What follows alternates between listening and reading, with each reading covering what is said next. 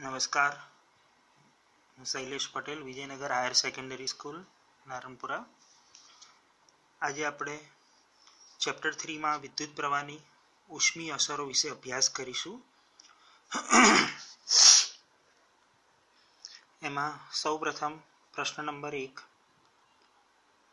Joule અસર અને joule ઉષ્મા એટલે શું? જૂલ ઉષ્મા ઉદ્ભવવાનું કારણ જણાવો. જો અહીં એક પરિપથ દર્શાવેલો છે. એ પરિપથમાં 20 વોલ્ટની બેટરી, R ઓહ્મનો અવરોધ, એક કળ દર્શાવી છે. અવરોધના બે છેડાઓ A અને B છે. જેવી બેટરી ઓન કરવામાં આવે કે વિદ્યુત પ્રવાહનું વહન ચાલુ થશે. કળ દબાવેલી હશે તે સ્થિતિમાં.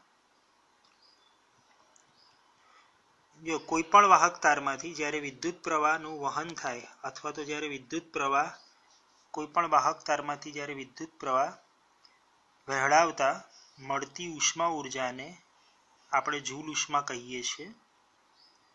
અને આ ઘટનાને વિદ્યુત પ્રવાહની ઉષ્મીય અસર અથવા તો તાપીય અસર અથવા તો જૂલ અસર કહીએ છીએ, કેમ કે તેને જૂલ નામના વૈજ્ઞાનિકે શોધી હતી.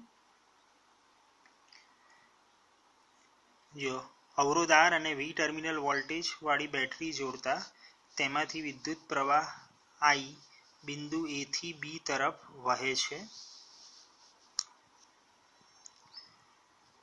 જો વિદ્યુત પ્રવાહ ઇલેક્ટ્રોનની ગતિને કારણે રચાતો ગણીએ તો B બિંદુ પાસે એકમ ઋણ વિદ્યુતભાર V જૂલ જેટલી વિદ્યુત ઉર્જા ધરાવે છે તેમ કહી શકાય. વિદ્યુત પ્રવાહની ગતિ આપણે ઇલેક્ટ્રોનની ગતિના કારણે ગણીએ છીએ. ઇલેક્ટ્રોનની ગતિ તમને ખબર છે, ઋણથી ધન તરફ જાય એટલે B થી A તરફ હશે, જ્યારે વિદ્યુત પ્રવાહની દિશાને આપણે A થી B તરફ ગણીએ છીએ. એટલે જો એ રીતે ગણવામાં આવે તો B બિંદુ પાસે એકમ ઋણ વિદ્યુતભાર એટલે કે ઇલેક્ટ્રોન બેટરીના વોલ્ટેજ જેટલી એટલે કે V જૂલ જેટલી વિદ્યુત ઉર્જા ધરાવે છે તેમ કહી શકાય. આ ઇલેક્ટ્રોન જ્યારે વાહકમાંથી પસાર થાય છે ત્યારે વાહકમાંના ઉષ્મીય દોલનો કરતા ધન આયનો સાથે અથડામણો અનુભવે છે. પરિણામે ઇલેક્ટ્રોનની ઉર્જાનો અમુક ભાગ દોલનો કરતા આયનોને મળે છે. આથી આયનોના દોલનો વધારે ઝડપી અને વધારે અસ્તવ્યસ્ત બને છે. આ રીતે આયનોને મળતી ઉર્જા ઉષ્મા ઉર્જાના સ્વરૂપમાં રૂપાંતર પામે છે, જેને આપણે જૂલ ઉષ્મા કહીએ છીએ. કહેવાનો મતલબ, અંદર જે બી ઉષ્મીય અસર જોવા મળે છે અથવા તો ઉષ્મા ઉર્જા જોવા મળે છે તે બેઝિકલી ઇલેક્ટ્રોન સાથેની અથડામણ અથવા તો ઇલેક્ટ્રોનની ધનાયનો સાથેની અથડામણના કારણે જોવા મળે છે. પરંતુ જ્યારે તેને એકમ વિદ્યુતભાર દીઠ આપણે ગણીએ છીએ, અહીં આપણે એકમ ઋણ વિદ્યુતભાર દીઠ ગણવાની છે, ત્યારે એને આપણે જૂલ ઉષ્મા કહીએ છીએ. ઓકે, આગળ જૂલ ઉષ્મા એટલે શું અને તેનું સૂત્ર મેળવવાનું છે, જે છે W=I²RT. થતું કાર્ય જ છે.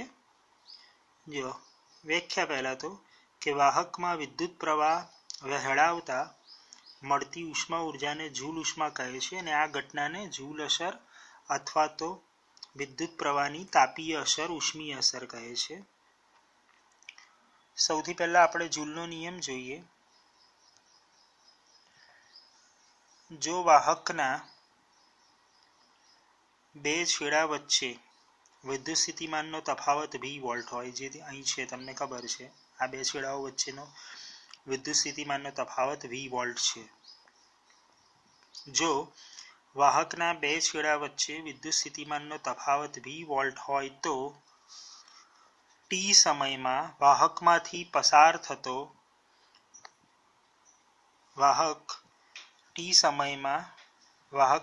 પસાર થતો વિદ્યુતભાર V જૂલ જેટલી કુલંબીય વિદ્યુત ઉર્જા ખર્ચે છે અથવા તો V જૂલ જેટલી કુલંબીય વિદ્યુત ઉર્જા ખર્ચાય છે. જો T સમયમાં વાહકમાંથી પસાર થતો વિદ્યુતભાર Q કુલંબ હોય તો જો ટી સમયમાં વાહકમાંથી પસાર થતો વિદ્યુતભાર ક્યુ કુલમ હોય અને ટી સમયમાં ખર્ચાતી કે ઉદ્ભવતી ઉષ્મા ઉર્જા ઇન્ટુ બ્રેકેટ ઉષ્મા ઉર્જા એટલે કે વિદ્યુત ઉર્જા જો ડબલ્યુ હોય તો ડબલ્યુ ઇઝ ઇક્વલ ટુ વ્યાખ્યા અનુસાર વી ઇન્ટુ ક્યુ. તમે જાણો છો વી બરાબર વિદ્યુત સ્થિતિમાનનું સૂત્ર V is equal to W upon Q, એટલે W is equal to VQ. I is equal to Q by T એટલે કે Q is equal to IT. કિંમત મૂકી દો એટલે W is equal to VIT. ઓમના નિયમ અનુસાર V is equal to IR. ઓમના નિયમ અનુસાર V is equal to IR. જો વીની કિંમત મૂકો V is equal to IR તો આ આઈ અને પેલો આઈ એટલે આઈ સ્ક્વેર આરટી. આમ આ જૂલ ઉષ્માનું આપણું સૂત્ર થશે W is equal to I square RT.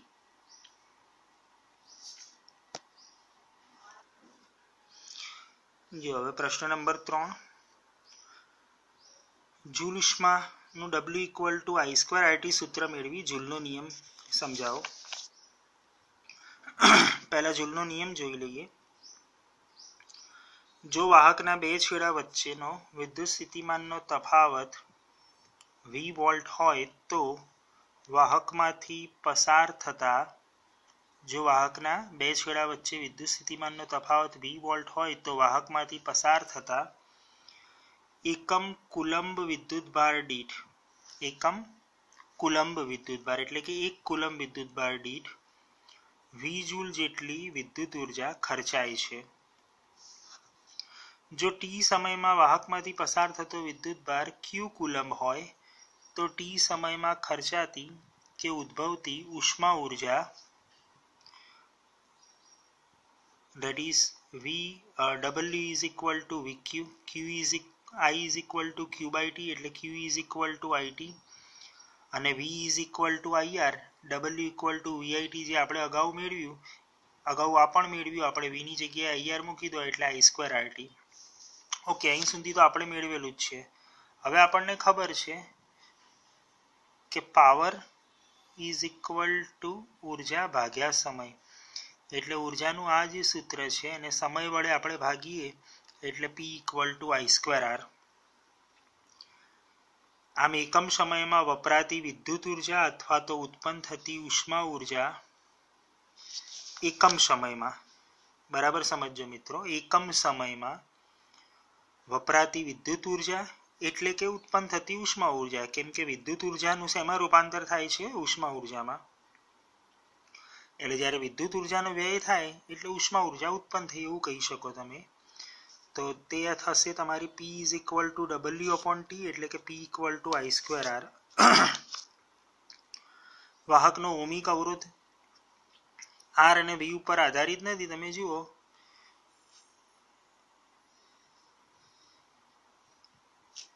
આરને અચળ ગણીએ આપણે તો આ સમીકરણ જૂલનો નિયમ થઈ જશે. P ચલે છે આઈ સ્ક્વેર એટલે કે આપેલા તાપમાને, સાંભળજો, આપેલા તાપમાને અવરોધક તારમાં વિદ્યુત પ્રવાહ વહેતા એકમ સમયમાં ઉત્પન્ન થતી ઉષ્મા ઉર્જા એટલે કે ઉષ્મીય પાવર તેમાંથી વહેતા વિદ્યુત પ્રવાહના વર્ગના સમપ્રમાણમાં હોય છે એટલે કે P ચલે છે આઈ સ્ક્વેર.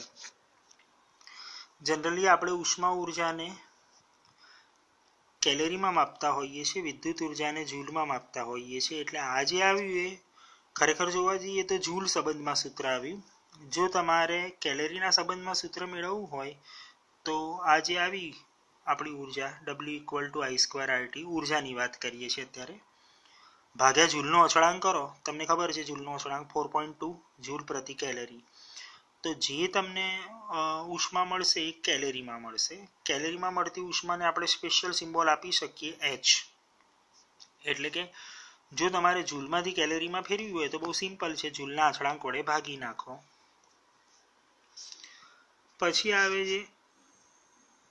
પછી આગળ આવશે હોમિક વ્યય, હોમિક લોસ, અને તેના ઉદાહરણ. પાવરનો જે વ્યય થયો મિત્રો, અવરોધના કારણે. અવરોધનો એકમ ઓહ્મ એટલે આપણે એને ઓહમિક વ્યય અથવા તો ઓહમિક લોસ કહીએ છીએ. જો વાહકમાં વિદ્યુત પ્રવાહ વહેતા અવરોધના કારણે ઉષ્મા ઉર્જા ઉત્પન્ન થાય છે.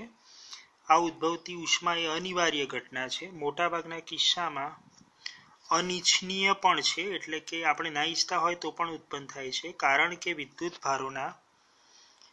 ભારોએ પ્રાપ્ત કરેલ વિદ્યુત ઉર્જા ઉષ્મા ઉર્જા સ્વરૂપે વેડફાઈ જાય છે, જેને આપણે ઓહમિક વ્યય અથવા તો ઓહમિક ડિસિપેશન, ઓહમિક લોસ કહીએ છીએ.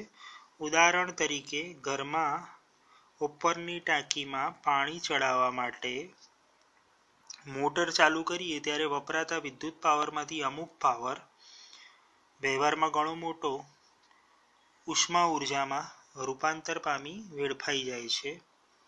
એટલે કે આપણે જે વિદ્યુત પાવર ખર્ચતા હોઈએ છીએ એમાંથી અમુક હિસ્સો વ્યય થતો હોય છે અને બાકીનો હિસ્સો આપણને યાંત્રિક ઉર્જા સ્વરૂપે રૂપાંતર થતો હોય છે. એટલે માની લો આપણે 100 જૂલ ઉષ્મા ખર્ચતા હોઈએ તો એમાંથી 45 જૂલ અવરોધના કારણે વ્યય થતી હોય છે અને 55 જૂલ આપણને કામમાં આવતી હોય છે. એટલે એક પ્રકારનો વિદ્યુત પાવરનો લોસ છે જે આપણે ભોગવવો જ રહ્યો. કોઈ સર્કિટમાં રહેલ ઘટક, દાખલા તરીકે અવરોધમાંથી વિદ્યુત પ્રવાહ પસાર થતા ઉષ્મા ઉર્જા ઉત્પન્ન થવાના કારણે તે ઘટકનું તાપમાન વધે છે, પરિણામે તેના ગુણધર્મોમાં ફેરફાર નોંધાય છે. આ એક બીજી અસર. તાપમાન બદલાય એટલે દ્રવ્યના ગુણધર્મોમાં ફેરફાર થતો હોય છે. ઓહમિક વ્યય ઘટાડવા ખૂબ મોટા અંતરે વિદ્યુતનું ટ્રાન્સમિશન ખૂબ ઊંચા વોલ્ટેજે કરવામાં આવે તે જરૂરી છે. ખૂબ મોટા અંતરે તમારે ટ્રાન્સમિશન કરવું હોય તો તમે વોલ્ટેજ ખૂબ વધારી દો એટલે પ્રવાહ તમારો એકદમ ઓછો થઈ જશે, અને પ્રવાહ જ્યારે ઓછો થઈ જાય એટલે વિદ્યુતનો વ્યય ખૂબ ઓછો થઈ જશે, જે તમે આગળ ચેપ્ટર 7માં સમજશો. પછી આગળ જોઈએ જૂલ ઉષ્માના વ્યવહારિક ઉપયોગો. ટૂંકમાં જે આ વ્યય થતી ઉષ્મા છે એનો આપણે વ્યવહારિક રીતે કેવી રીતે ઉપયોગ કરી શકીએ. આમ તો તમે ઘણું જાણો છો, ઇલેક્ટ્રિક ઇસ્ત્રી, electric toaster, electric oven, electric કેટલી, રૂમ હીટર, આપણે જે નાહવા માટે હીટરનો યુઝ કરીએ છીએ, આ બધા વિદ્યુત પ્રવાહની ઉષ્મીય અસરના સિદ્ધાંત ઉપર કાર્ય કરે છે. આ ઉપકરણોમાંથી જ્યારે વિદ્યુત પ્રવાહ વહેડાવવામાં આવે ત્યારે અવરોધના કારણે જૂલ ઉષ્મા ઉત્પન્ન થાય છે. પણ અહીંયા આપણે શું કરીએ છીએ કે આ ઉષ્મા જે વ્યય પામે છે એનો ઉપયોગ કરી લઈએ છીએ. ટૂંકમાં આવા સાધનોમાં આપણે પોતે જ ઈચ્છતા હોઈએ છીએ કે વિદ્યુત ઉર્જાનું ઉષ્મા ઉર્જામાં રૂપાંતર થાય અને એ ઉષ્મા ઉર્જાનો આપણે ઉપયોગ કરી શકીએ. એ એના વ્યવહારિક ઉપયોગોની વાત થઈ. આગળ જોઈએ. પછી જો ઇલેક્ટ્રિક બલ્બમાં પ્રકાશ મેળવવા માટે પણ જૂલ ઉષ્માનો ઉપયોગ થાય છે. બલ્બના ફિલામેન્ટમાંથી જ્યારે વિદ્યુત પ્રવાહ પસાર કરવામાં આવે ત્યારે ઉષ્મા ઉત્પન્ન થાય છે, જેના કારણે ફિલામેન્ટના તાપમાનમાં વધારો થાય છે અને તે પ્રકાશનું ઉત્સર્જન કરે છે. ટૂંકમાં તમે જ્યારે બલ્બના ફિલામેન્ટમાંથી વિદ્યુત પ્રવાહ પસાર કરો એટલે વિદ્યુત ઉર્જાનું ઉષ્મા ઉર્જામાં રૂપાંતર થાય છે અને એ ઉષ્મા ઉર્જાનું પ્રકાશ ઉર્જામાં રૂપાંતર થાય છે. જૂલ ઉષ્માની સર્વસામાન્ય ઉપયોગિતા એ ઘરમાં વપરાતા ફ્યુઝ વાયરમાં છે. કોઈ પણ વિદ્યુતીય રચનાની સાથે શ્રેણીમાં ફ્યુઝ એટલે કે યોગ્ય ગલનબિંદુ ધરાવતી ધાતુ જેવી કે એલ્યુમિનિયમ, લોખંડ, સીસું, ટીન, ખાસ કરીને લેડ સીસું વગેરેના તારના ટુકડા જોડવામાં આવે છે. આવી વિદ્યુત રચનાના સાથે ફ્યુઝ વાયરને શ્રેણીમાં જોડવામાં આવે છે. જો તે રચનામાંથી અમુક પૂર્વ નિશ્ચિત જરૂરત કરતાં વધારે વિદ્યુત પ્રવાહ કરતાં વધુ મોટા મૂલ્યનો પ્રવાહ પસાર થાય તો ફ્યુઝ વાયર પીગળી જાય છે, કેમ કે એનું ગલનબિંદુ કેવું રાખવામાં આવે છે, નીચે. એટલે માની લો ઘરમાં 5 એમ્પિયરનો પ્રવાહ વપરાતો હોય તો આપણે એનું ગલનબિંદુ એવું હોય કે 5 એમ્પિયરથી થોડો બી વધારે પ્રવાહ પસાર થાય એટલે તરત જ પીગળી જાય એટલે ફ્યુઝ વાયર બળી જાય એટલે ડિસ્કનેક્ટ થઈ જાય. પણ મિત્રો ડિસ્કનેક્ટ થઈ જાય એનો ફાયદો એ થાય કે આપણા ઘરના બીજા ડિવાઇસ બચી જાય, આગળ વહેતો બંધ થઈ જાય પ્રવાહ. એટલે ફ્યુઝ ઢાલ જેવું કામ કરે છે, આપણા ઘરના ડિવાઇસ જે સાધનો છે એને રક્ષણ આપે છે.